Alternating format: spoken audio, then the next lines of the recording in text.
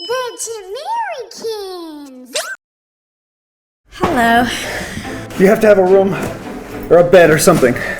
I have a double room, but I mean, there's a Navy guy in it and he snores so loud. A lot of neighbors complain about him and I'm not really sure if you want it. I'll take it.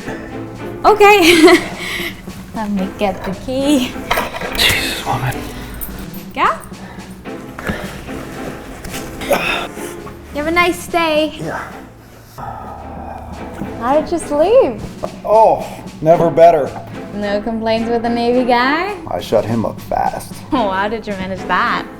He was already in bed, snoring away when I came in the room.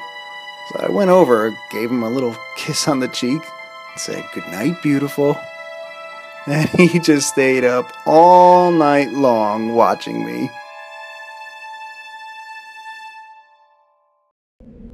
Don't forget to subscribe.